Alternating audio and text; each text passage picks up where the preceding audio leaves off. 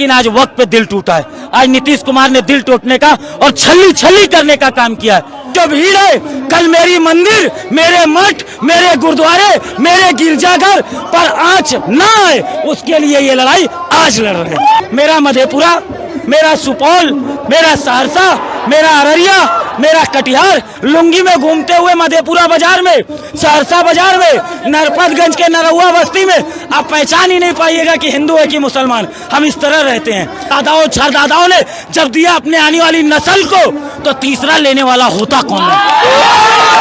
कि ये लोकतंत्र बचाओ नजर आ रहा है, ये संविधान बचाओ नजर आ रहा है।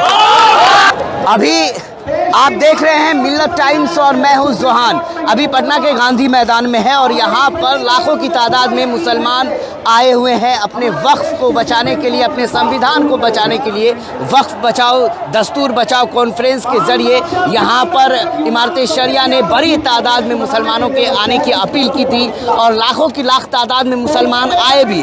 जितने लोग मैदान के अंदर है, इससे ज़्यादा लोग आ ही रहे हैं और अमूमन यह अंदाज़ा लगाया जा रहा है कि यह मैदान इतिहास में पहली बार ऐसा होगा कि जितने लोग अंदर रहेंगे उससे ज़्यादा लोग बाहर रहेंगे। अभी लगातार लोग आ ही रहे हैं। इसी बीच एक तिलक लगाए एक हमारे हिंदू भाई मिल गए हैं, जेडी यादव नाम है, सोशल मीडिया पे पॉपुलर रहते हैं, हमेशा एक्टिव रहते हैं। अब सामने इमरान प्रताप गढ़ी की भाषण चल रही है और इधर आप सैकड़ों की तादाद में लोगों की भीड़ देख रहे होंगे। क्या कहेंगे यह ऐसा माहौल, मुसलमानों के बीच में तिलक लगाए एक हिंदू भाई, क्या कहेंगे इस बीच? कोई लोगों को क्या संदेश देंगे? सर, हम संदेश ये देना चाहेंगे कि पता नहीं लोग क्या कहते हैं या क्या नहीं, हम किसी कोई हमारी बात को गलत ना समझे। ये किसी को मुसलमान नजर आ रहे होंगे, हमको नहीं जानते, लेकिन हम कहेंगे कि ये लोकतंत्र बचाओ नजर आ रहा है, ये संविधान बचाओ नजर आ रहा है। ये जो भीड़ है, ये सिर्फ वक्त, कब्रिस्तान और मस्जिदों को बचाने के लिए नहीं है। ये जो भीड़ है, कल मेरी मंदिर, मेरे मठ, मेरे गुरुद्वारे, मेरे गिरजाघर पर आंच ना आए, उसके लिए ये लड़ाई आज लड़ रहे हैं। यही हम लोगों से एक बहुत बड़ी भूल, यही हम लोगों से एक बहुत बड़ी चूक हो जा रही है। एक मीडिया, उसको मीडिया कहिए या दूसरी तरह की मीडिया कहिए, उसका सिर्फ और सिर्फ लक्ष्य ये कि ये दिखाना कि ये मुसलमानों का जद्दोजहद है, ये मुसलमान लड़ाई लड़ रहे हैं। सर, एक बात हम कहना चाहेंगे, एक बात हम जानना चाहेंगे, किसी के मजहबी, किसी के मस्जिद, किसी के मंदिर या किसी के मठ पे किसी का अधिकार तो नहीं होना चाहिए। हम गांव के लोग हैं, हम किसान हैं और खास करके हम कोसी और सीमांचल से आते हैं। जो बात अभी आप कहे उसका संदेश हम स्पष्ट करना चाहेंगे कि आप कहे कि इतने मुसलमानों के बीच में एक टीका लगाया हुआ। सर, मेरा मधेपुरा, मेरा सुपौल, मेरा सहरसा, मेरा अररिया, मेरा कटिहार, मेरा किशनगंज, इन सारे जिलों में अमूमन किशनगंज में 70% मुसलमान, कटिहार में लगभग 55% मुसलमान, अररिया में लगभग 45-50% मुसलमान, पूर्णिया में लगभग 35-40% मुसलमान, मधेपुरा और सहरसा सुपौल का भी अनुमान यही स्थिति है। सर, कभी तो हमने नफरत नहीं देखी, कभी तो हम नहीं देखे किसी से गिरे हुए, आज तक कभी मेरे कोशिश है। अब कभी गांव बाजार हमारे साथ घूम कर देखिए, लुंगी में घूमते हुए मधेपुरा बाजार में, सहरसा बाजार में, नरपतगंज के नरहुआ बस्ती में आप पहचान ही नहीं पाइएगा कि हिंदू है कि मुसलमान। हम इस तरह रहते हैं, हम इस तरह एक दूसरे के साथ जीते हैं।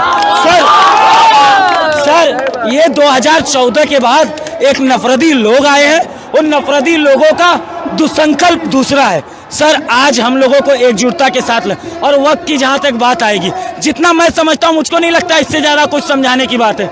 आपका नाम क्या है? मोहम्मद इरशाद। मोहम्मद इरशाद। आपके पिताजी का नाम? भोला जवान। भोला मियाँ। भोला। अब एक बात हमको बताइए, भोला मियाँ नाम में ही देख लीजिए, बाकी सब छोड़ दीजिए। अब इनके भोला मियाँ से इरशाद साहब को जो चीज़ मिली, उनको भोला जी को उनके दादा से मिली होगी। मेरे दादाजी का नाम है स्वर्गीय रामराज यादव, मेरे पिताजी का नाम है चंद्रदेव यादव और मेरा नाम है जितेंद्र यादव। दादा से पिता को मिला, पिता से बेटे को मिला। अरे यही तो वक्त है।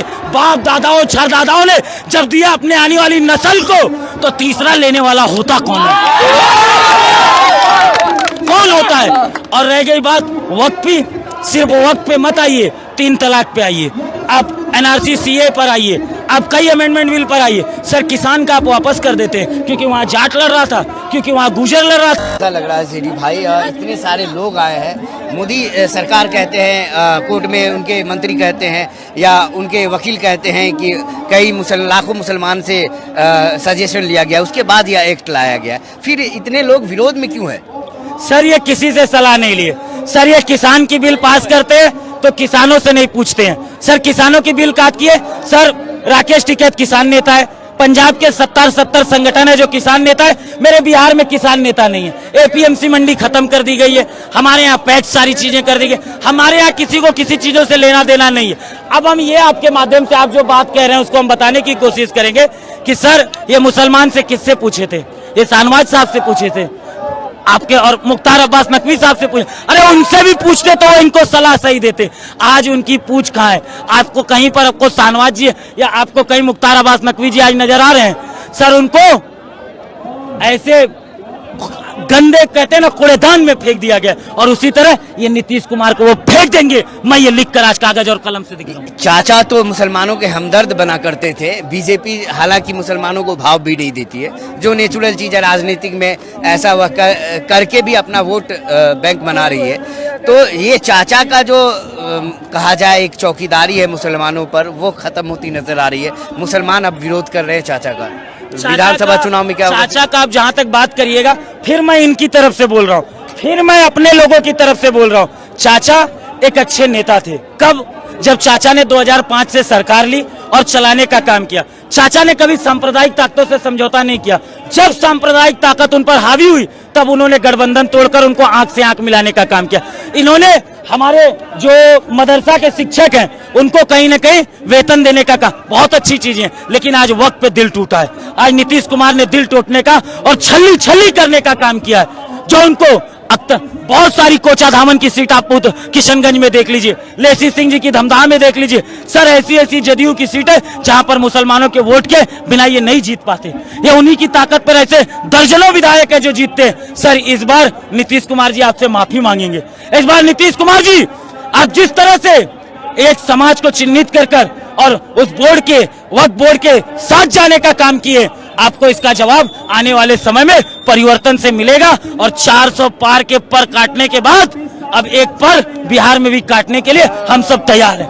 400 पार का पर काटने के बाद बिहार में भी अब विधानसभा चुनाव से पहले जो यह राजनीति है, यह राजनीति अब अलग रुख लेती दिखती है और मुसलमानों की बड़ी तादाद अब नीतीश कुमार के विरोध में लगातार खड़े नजर आ रहे हैं। यह लगातार तस्वीरें आप देख रहे होंगे, जितने लोग आपको मैदान में नजर आ रहे होंगे उससे ज़्यादा लोग मैदान के बाहर भी है, लोग आ रहे हैं जा रहे हैं।